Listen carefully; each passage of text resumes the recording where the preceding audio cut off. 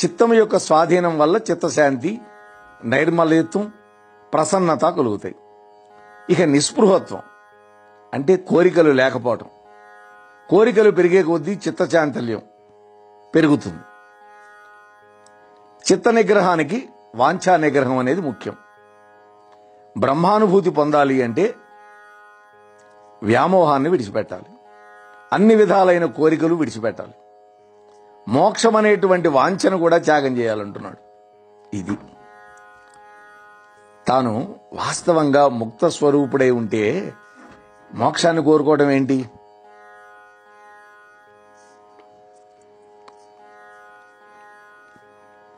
అట్లాగే నైష్కర్మ సిద్ధి అంటే కర్మలని బాగా చేస్తూ అటువంటి చేసే స్థితిలో ఉండటమే అవుతుంది. అంటే కర్తృత్వ అహంకారం, కర్మాసక్తి లేకుండా కర్మఫలత్యాగం చేస్తూ కర్మలను చేస్తూ ఉండటమే అవుతుంది. తన యొక్క స్వధర్మమైనటువంటి కర్మ చేయటం తన కర్తవ్యంగా భావించి ఫలాసక్తిని విడిచిపెట్టి కర్మలు చేయటంలోనే వాస్తవమైనటువంటి సన్యాసం ఉన్నది. అది ఉత్తమమైన స్థితి.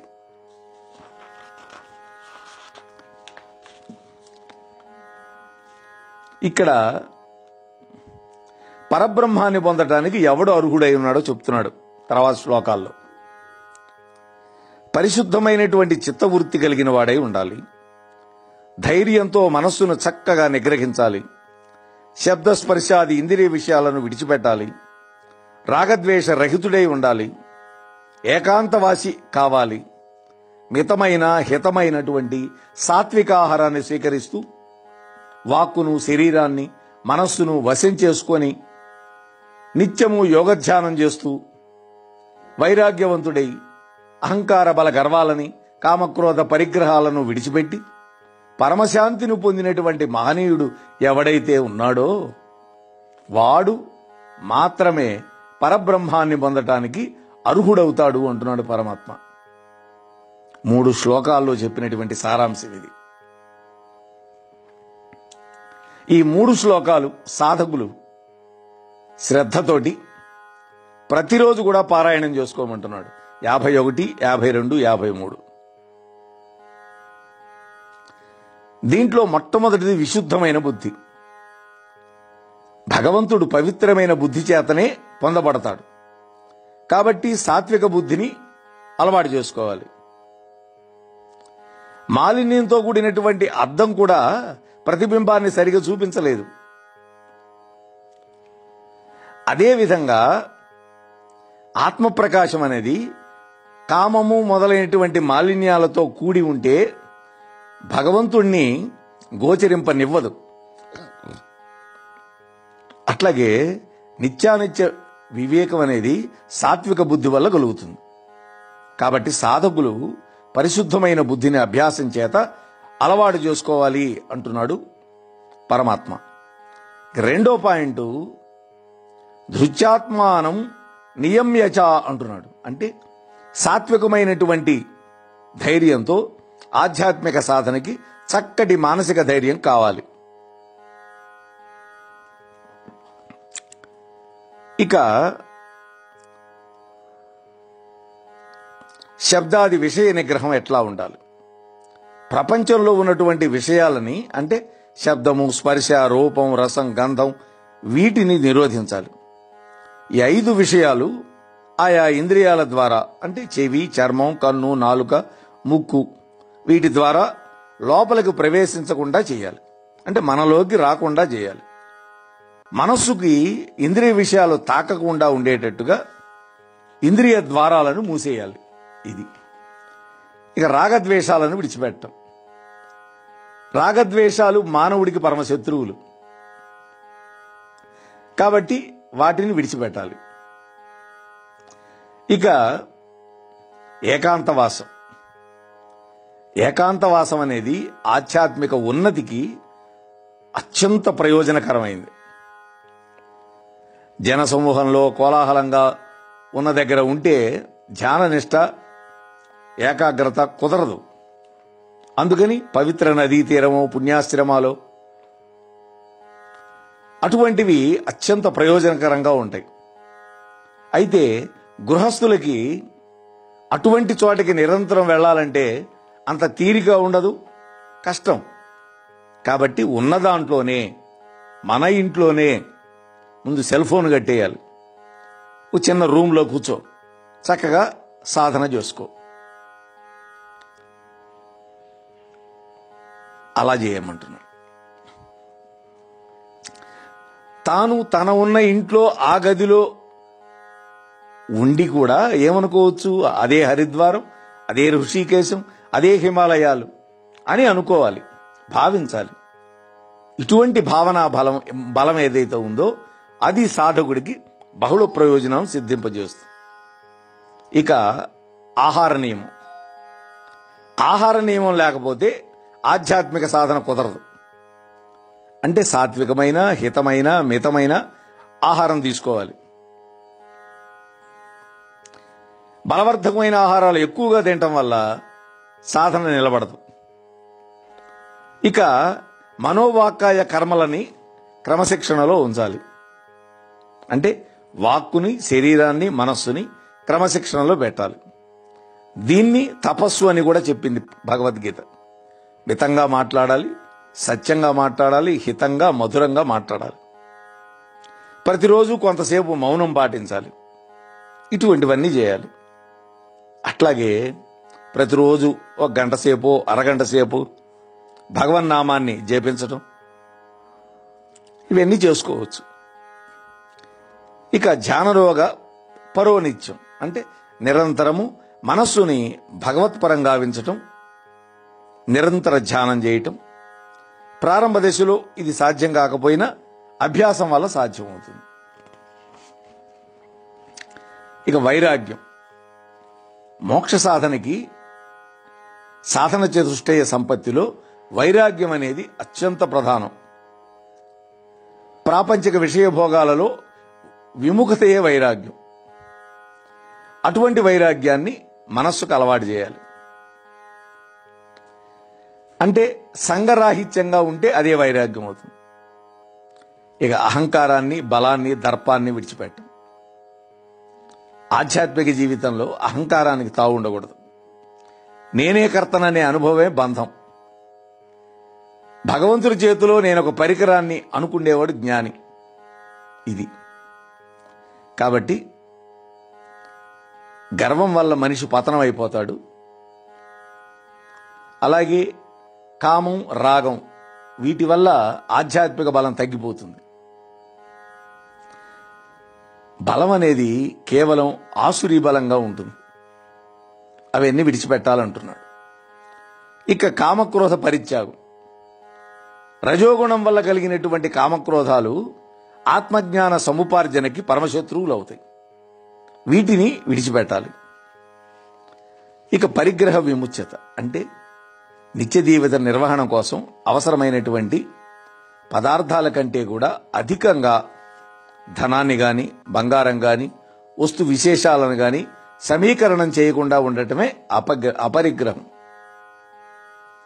అంటే ఎంత కావాలో అంతే, అంతేగాని సంవత్సరానికి సరిపడా లేకపోతే 10 తరాలకు సరిపడా సంపాదించి పెట్టాలి ఈయనటువంటి దిక్కుమాలిన ఆలోచన విడిచిపెట్టమన్నాడు. ఇక అహంకారం, బలదర్పం, కామక్రోధ పరిగ్రహం నశించటమే మమకార రాహిత్యం అవుతుంది. దానివల్ల పరమశాంతి లభిస్తుంది. ఇక్కడ శాంతి అంటే ఏంటి? శ్మశాన శాంతి కాదు, ఎడారి శాంతి అంతకంటే కాదు. జ్ఞానం అనేది పుష్టి వల్ల లభించినటువంటి పరమోన్నత గంభీరమైనటువంటి మంగళకరమైనటువంటి స్థితి. ఇక ఇటువంటి మోక్ష స్థానాన్ని గురించి తర్వాత శ్లోకాల్లో కూడా పరమాత్మ చెబుతున్నాడు. అర్జున, బ్రహ్మనిష్ఠుడైనటువంటి వాడు నిర్మలమైన మనస్సు కలిగిన వాడై దేనిని గురించి కూడా దుఃఖపడ్డు.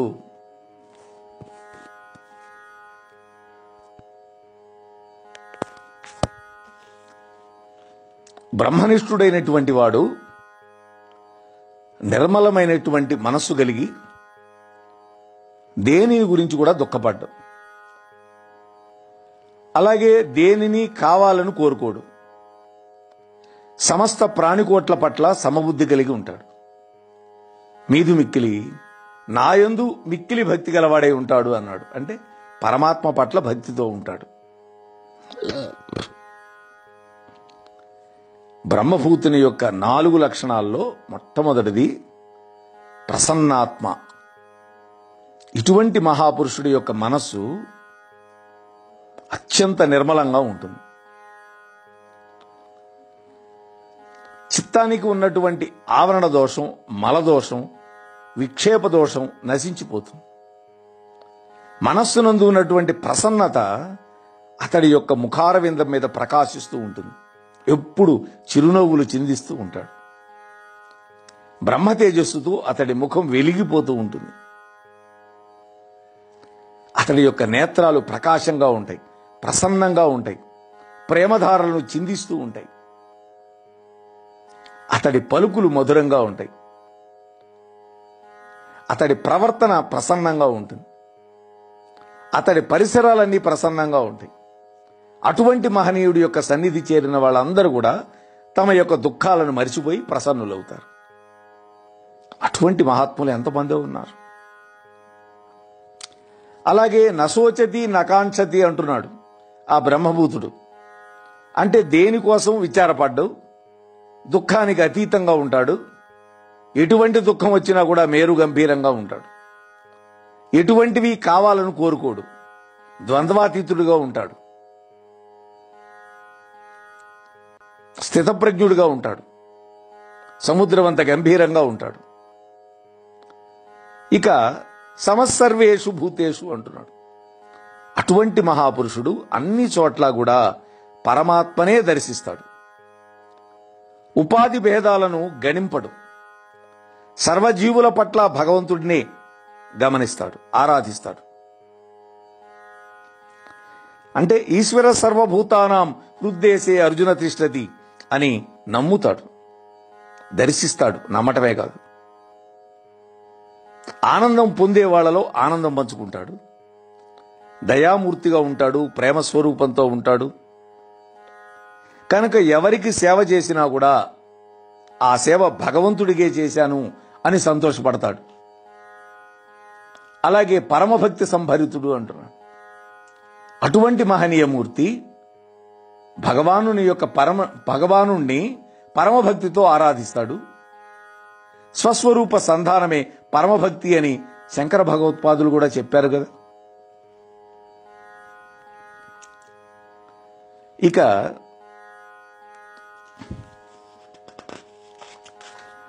ఆ తర్వాత శ్లోకాల్లో పరమాత్మ అద్భుతమైన మాట చెబుతున్నాడు. అర్జున, సకల కర్మలని ఆచరిస్తూ ఎవడైతే నిరంతరము నన్నే పరమప్రాప్యంగా భావిస్తూ నన్నే శరణాగతిని పొందుతున్నాడో అటువంటి వాడు నా అనుగ్రహ విశేషం వల్ల శాశ్వతమైనటువంటి మోక్ష పదవిని పొందుతున్నాడు అంటున్నాడు పరమాత్మ. ఈ శ్లోకంలో కర్మ, భక్తి, జ్ఞాన యోగాలని సమన్వయం చేస్తున్నాడు. కర్మల ద్వారా శరీరం, భక్తి ద్వారా మనస్సు, వివేకం ద్వారా బుద్ధి, పరిశుద్ధిని పొందటమే ఈ 3 యోగాల యొక్క సారాంశం. ఈ 3 యొక్క సమన్వయం భగవద్గీతలో పూర్ణయోగం. ఇది అట్లాగే భగవంతుడు వేరు, భగవంతుడి యొక్క అనుగ్రహం వేరు అని ఎప్పుడు కూడా అనుకోకూడదు పాఠకులు. భగవంతుడు, భగవద్ అనుగ్రహం 2 కూడా ఒకే స్వరూపం. ఆయన యొక్క దివ్యానుగ్రహం అందరి మీద సమానంగానే వర్షిస్తుంది. ఉదాహరణకి గది తలుపులు గట్టిగా మూసించి సూర్యుడి యొక్క వెలుగు గదిలో ప్రవేశించడం లేదు అని విచారించడం వల్ల లాభం ఉంటుందా? భగవంతుడి యొక్క అనుగ్రహానికి తగినటువంటి అర్హత పొందాలి. తలుపు తీస్తే, కిటికీలు తీస్తే వెలుతురు ఏ విధంగా లోపలికి వస్తుందో అట్లాగే అజ్ఞానం అనేటువంటి తెర తొలగించుకోవాలి. అహంకారం అనేటువంటి త్యాగాన్ని చేయాలి, విడిచిపెట్టాలి అహంకారం. అదే అర్హత అవుతుంది.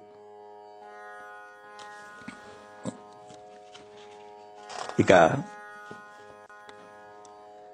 అర్జున, నీ మనస్సుని నాయందు ఉంచి నీవు సమస్తమైనటువంటి కష్టపరంపరల నుండి నా యొక్క అనుగ్రహ విశేషం వల్ల దాటిపోగలుగుతావు. అలా కాక అహంకారంతో నా మాటలు వినకుండా ఉన్నావా, నశించిపోతావు అంటున్నాడు పరమాత్మ. అంటే అర్జునుడిని అడ్డం పెట్టుకుని మనకు చెబుతున్నాడు ఇది వార్నింగ్. ఇక్కడ సమస్త మానవ కోటికి దుఃఖ నివారణ ఉపాయం చెప్తున్నాడు పరమాత్మ. దుఃఖాలకు కారణం భగవంతుడి నుండి దూరం కావటమే. భగవంతుడి ఆశ్రయాన్ని పొందిన వాడికి దుఃఖం ఉండదు, భక్తుడికి దుఃఖం లేదు. ఎందుకని? నమే భక్త ప్రణశ్యతి అన్నాడు కదా 9వ అధ్యాయంలో 31వ శ్లోకంలో. ప్రహ్లాదుడు, నారదుడు వీళ్ళందరూ నిరంతరము భగవంతుడి యందే చిత్తాన్ని ఉంచి ఆ కారణం వల్లనే వాడికి దుఃఖాలు దూరం అయిపోయినాయి.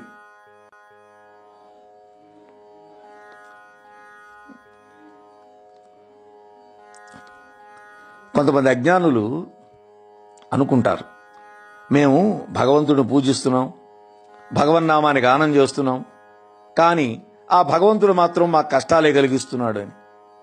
వీళ్ళంతా అజ్ఞానులే. వాళ్ళ మాటల్లో సత్యం లేదు, భగవంతుడిలో దుఃఖం లేదు, అతని వద్ద నుండి దుఃఖాలు మనకు రావు. ఎందుకని? ఆయన సుఖము, శాంతి, ప్రేమ స్వరూపుడు కాబట్టి. ఆయన నుండి లభించేవి సుఖశాంతులు, ఆనందాలే. ఆయన సచ్చిదానంద స్వరూపుడు. వెలుగులో నిలబడ్డ వాడికి చీకటి ఎక్కడి నుంచి వస్తుంది? మంచి గంధం చెట్టు యొక్క నీడలో నిలబడి ఉన్నటువంటి వాడికి దుర్వాసన ఎక్కడి నుంచి వస్తుంది? పానకంలో నానబెట్టినటువంటి రొట్టెలు తీయగా ఉంటాయి కానీ చేదుగా ఉంటాయి ఎక్కడన్నా? కాబట్టి ఆనంద సుఖసారుడు సాగరుడైనటువంటి పరమాత్మని సదా చింతించేవాడికి దుఃఖం ఉండదు. మరి భగవంతుణ్ణి ఆశ్రయించకుండా అహంకారంతో ప్రవర్తించే వాడి యొక్క స్థితి కూడా ఈ శ్లోకంలో 2వ పాదంలో చెప్పాడు పరమాత్మ. అంటే భగవంతుడు ఉపదేశించినటువంటి మాటలు ఆలకించకుండా ఉండేవాళ్ళకి కలిగే దుఃఖమే. అటువంటి వాడు సంపూర్ణంగా పతనమైపోతాడు. కాబట్టి ఆధ్యాత్మిక సాధకులు పరిపూర్ణ విశ్వాసంతో, అచంచలమైన దీక్షతో నిరంతరము భగవత్ పాదార విందాలని ఆశ్రయించాలి.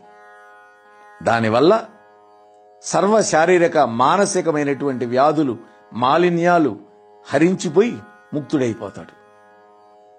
ఇంతకంటే ఆత్మోన్నతికి మరొక మార్గమే లేదు. అందువలనే ఆదిశంకరులు భజగోవిందం భజగోవిందం గోవిందం భజ మూఢమతే అని హెచ్చరించాడు. అర్జున, నేను యుద్ధం చేయనని పట్టుదలతో మానివేయాలి అనుకున్నా కూడా నీ ప్రయత్నం వ్యర్థమవుతుంది. కారణం ఏంటో తెలుసా? నీ యొక్క క్షత్రియ స్వభావం నీ చేత యుద్ధకర్మని ఆచరింపజేస్తుంది. నువ్వు స్వధర్మాన్ని విడిచిపెట్టలేవు అంటున్నాడు. ఎంత అద్భుతంగా చెప్పాడో చూడండి పరమాత్మ. ఈశ్వర సర్వభూతానాం హృద్దేశే అర్జున తిష్టతి భ్రామయం సర్వభూతాని యంత్రారూఢాని మాయయ. ఓ అర్జున, సర్వలోక నియంత అయినటువంటి పరమేశ్వరుడు సమస్త భూతజాలముల యొక్క దేహయంత్రములో అధిష్ఠించిన వాడై తన మాయ చేత జంత్రగాడు బొమ్మలను ఆడించినట్టుగా ఆడిస్తున్నాడు అంటున్నాడు.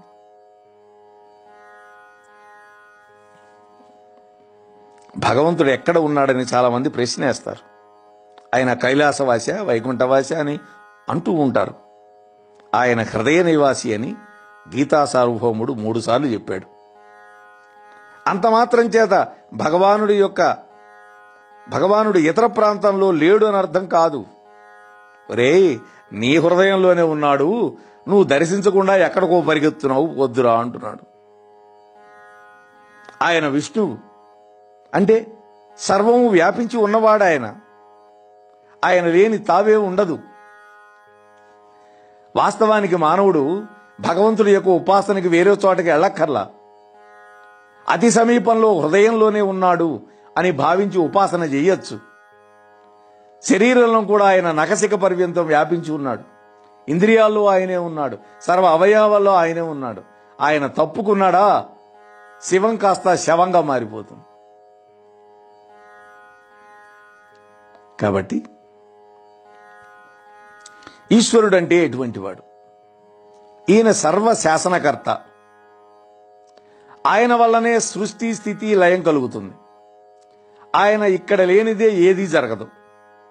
అటువంటి నిరవధిక శక్తి సంపన్నుడు, సర్వవ్యాపి, సర్వజ్ఞుడు అయినటువంటి ఈశ్వరుడిని నిరంతరము జ్ఞాపకం పెట్టుకొని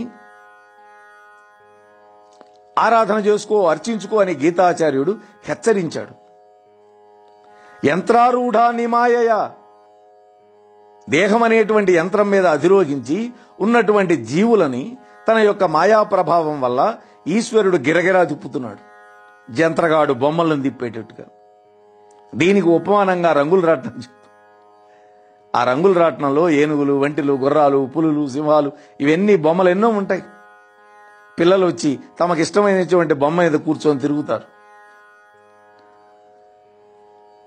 అప్పుడు ఆ పిల్లలు వివశులైపోయి ఆనందంగా ఉంటారు. ఆ జంతువుల మీదే తిరుగుతున్నాం అనుకుంటారు. అట్లాగే జీవులు కూడా వాళ్ళ వాళ్ళ సంస్కారాలను అనుసరించి రకరకాలైన దేహాలు ధరిస్తారు. ఈశ్వరుడు తన మాయా ప్రభావంతో జీవులను తిప్పుతాడు. వాళ్ళు వివశులై తిరుగుతారు. ఈ ప్రపంచమే ఒక రంగుల రాట్నం. ఈశ్వరుడు ఆ యంత్రాన్ని తిప్పే యజమాని. ఇది ఈ మాయాచక్రం నుండి మానవుడు విడుదల పొంది శాశ్వతమైన సుఖాన్ని పొందే విధానం చెప్తున్నాడు పరమాత్మ. తమేవ శరణం గచ్చ సర్వభావేన భారత తత్ప్రసాదాత్పరాం శాంతిం స్థానం ప్రాప్స్యసి శాశ్వతం అని 62వ శ్లోకంలో చెప్తున్నాడు. అర్జున, నీవు సమస్త భావాల చేత ఆ సర్వలోక నియంత అయినటువంటి పరమపురుషుణ్ణే శరణాగతిని పొందు. ఆయన యొక్క అనుగ్రహ విశేషం వల్ల నీవు పరమశాంతిని, శాశ్వతమైనటువంటి మోక్షాన్ని పొందగలుగుతావు. ఇది సర్వభావేన అన్నాడు ఇక్కడ. అంటే సర్వ విధముల చేత భగవంతుణ్ణి సంపూర్ణంగా శరణాగతి పొందు అంటున్నాడు. త్రికరణ శుద్ధిగా భగవంతుడి యొక్క శరణు పొందాలి. మాయకు పతి అయినటువంటి భగవంతుడి యొక్క శరణు జొచ్చిన వాళ్ల మీద ఆ మాయాదేవి తన యొక్క ప్రభావాన్ని చూపించదు. భగవంతుడు కల్పవృక్షం, కామధేనువు, చింతామణి, ప్రేమ ప్రపూర్ణుడు, కరుణామృత సాగరుడు. కాబట్టి ఆయన యొక్క శరణు జొచ్చిన వాడికి క్లేశములుండవు, కంటకములుండవు, తాపత్రయాలుండవు, కోరికలుండవు. భగవంతుడు శాంతి స్వరూపుడు, శాశ్వతుడు. కాబట్టి ఆయనను ఆశ్రయించిన వాళ్ళకి పరమశాంతి, శాశ్వత మోక్షస్థానం లభిస్తుంది. సంపూర్ణ శరణాగతికి ఉదాహరణగా అనేక మంది మనకు కనిపిస్తారు. రాధాదేవి, హనుమంతుడు, ప్రహ్లాదుడు, గజేంద్రుడు, వీళ్ళంతా శరణాగతి చేసిన వాళ్లే.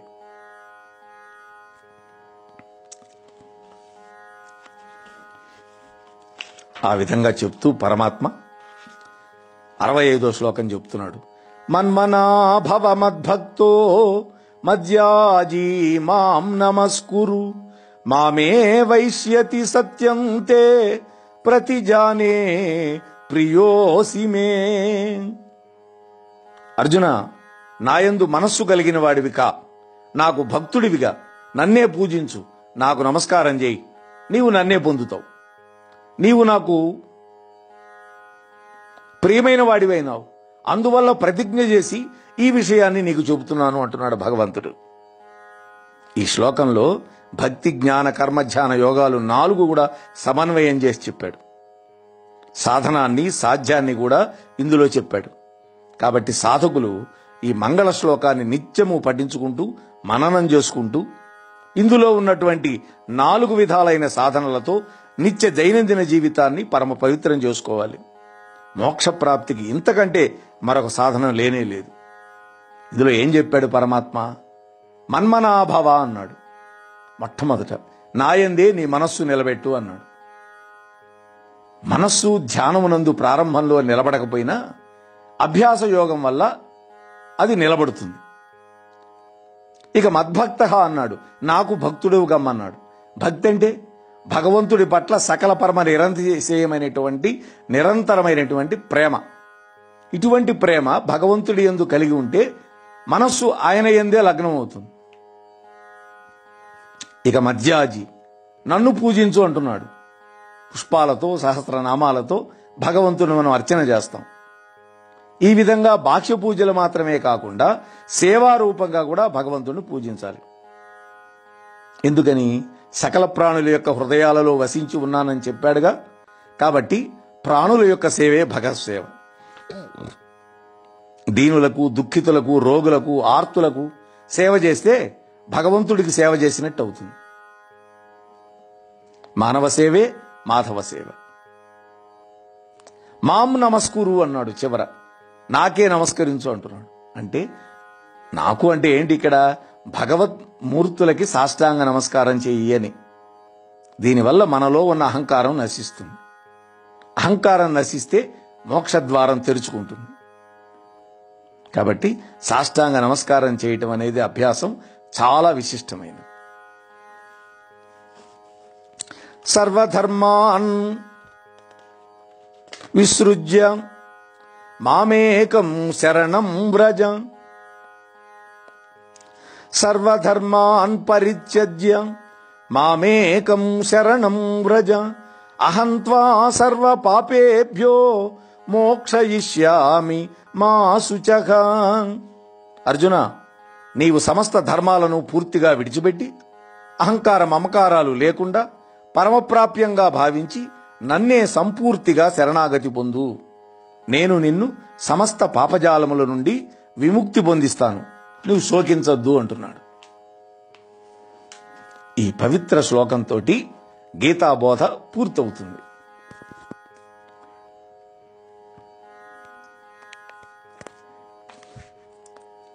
వైష్ణవ భక్తులు ఈ దివ్య శ్లోకాన్ని మహామంత్రంగా మననం చేసుకుంటారు. ఈ శ్లోకంలో ముఖ్యంగా 3 విషయాలు గ్రహించాలి. సర్వధర్మాన్ పరిత్యజ్య అంటే సర్వధర్మాలను విడిచిపెట్టమని గీతాచార్యుడు చివరి సందేశం.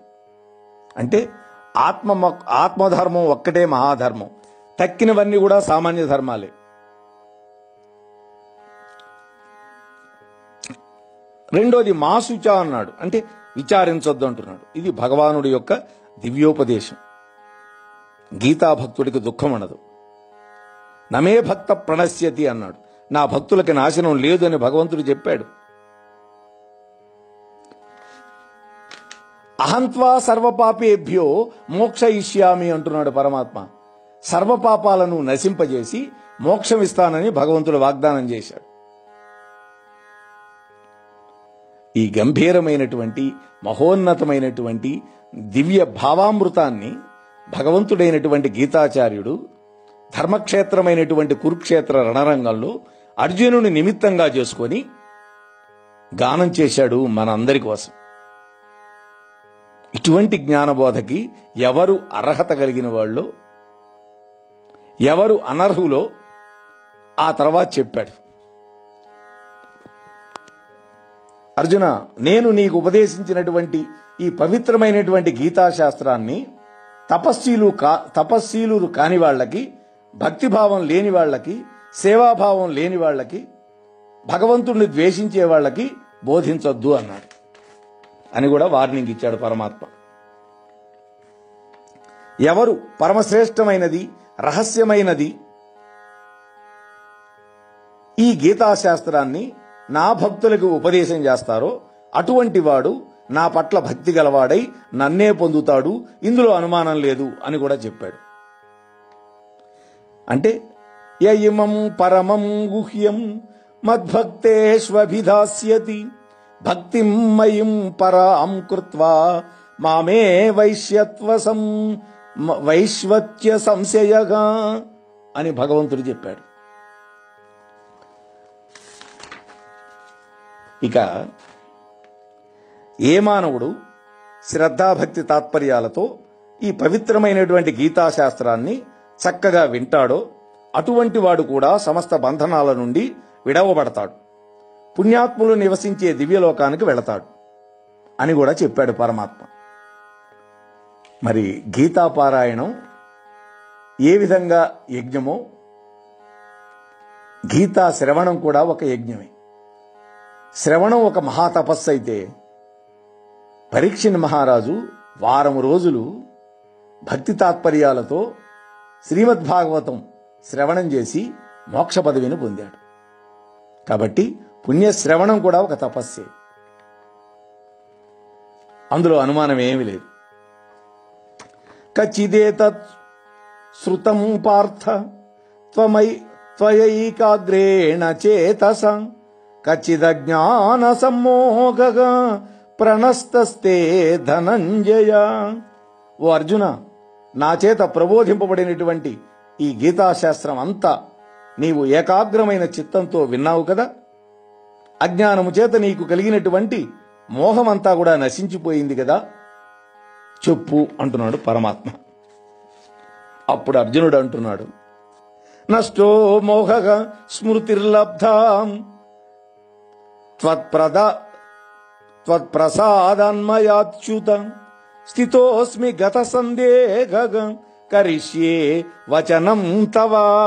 అది భగవద్గీత బోధనకి కలిగినటువంటి ప్రయోజనం.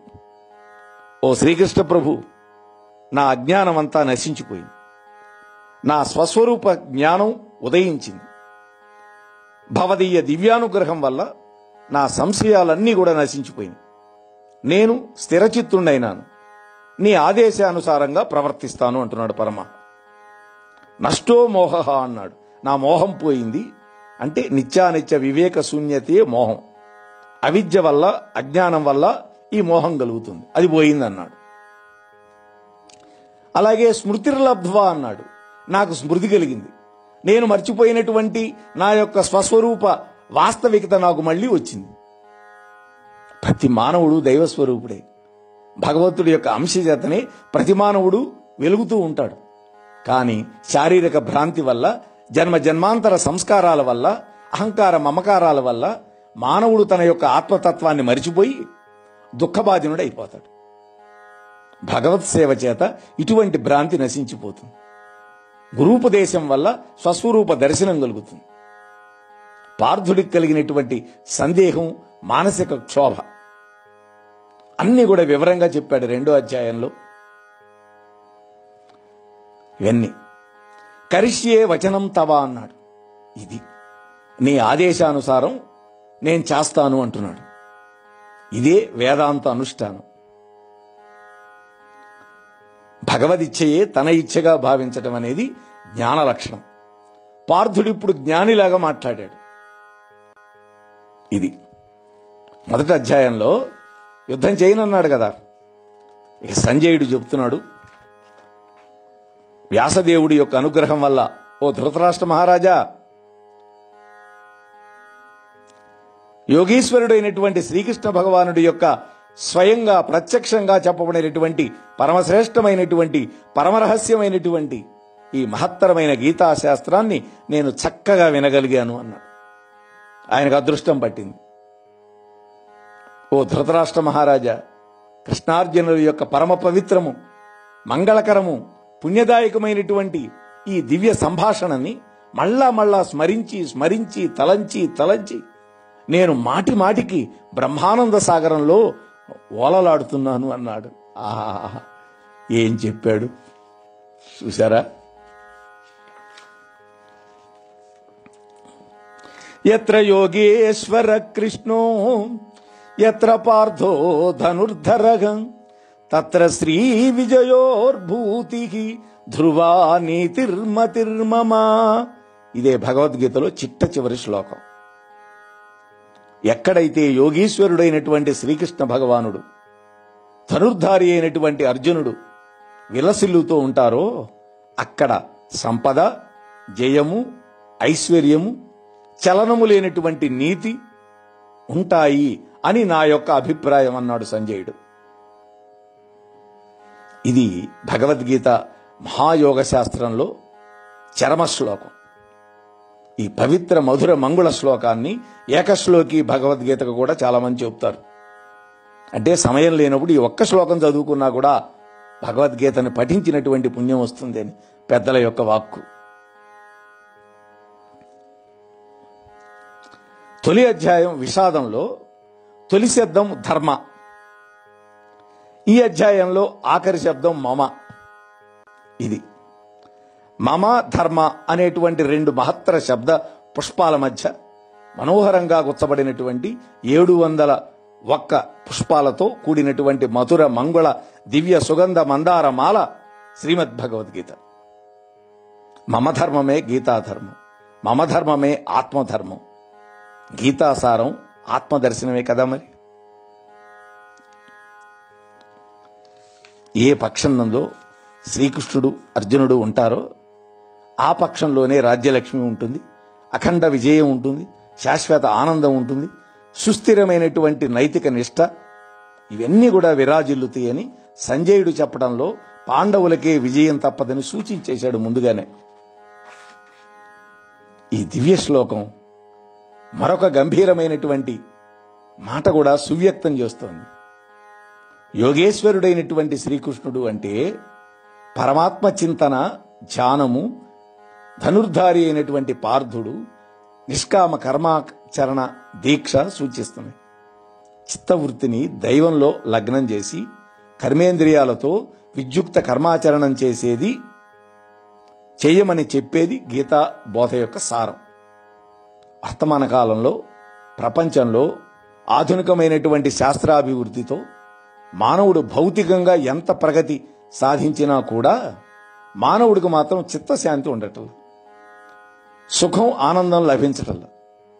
ఏమిటి దీనికి కారణం అంటే ఆత్మజ్ఞాన శూన్యత్వం. ఆత్మజ్ఞానాన్ని, కర్మాచరణాన్ని సమన్వయం చేసుకోవాలి.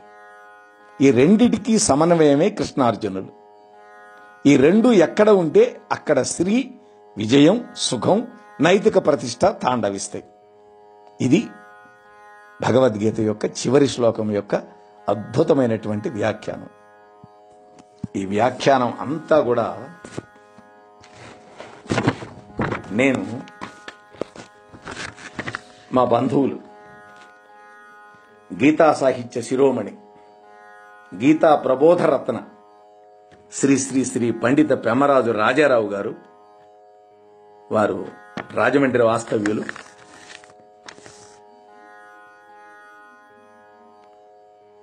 మా వియ్యపురాలి తల్లి గారికి మామగారు వీరు.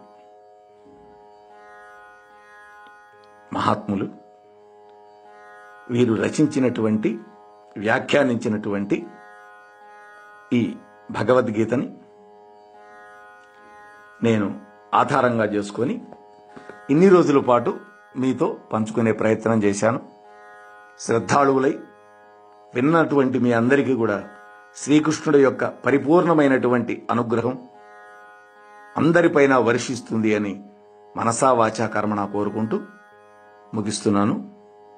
స్వస్తి ప్రజాభ్యః పరిపాలయంతాం న్యాయేన మార్గేణ మహిం మహీషాః గోబ్రాహ్మణేభ్యః శుభమస్తు నిత్యం. లోకా సమస్తాః సుఖినో భవంతు. ఓం శాంతి శాంతి శాంతి. సర్వే జనాః సుఖినో భవంతు. ఏతత్ ప్రవచన ఫలం శ్రీకృష్ణ చరణారవిందార్పణమస్తు. హరి ఓం తస్సత్. మోహనవాణి తెలుగు పోడ్కాస్ట్ ఛానల్ ని లైక్, షేర్, సబ్స్క్రైబ్ చేయండి. ప్రక్కనున్న గంటను మ్రోగించండి.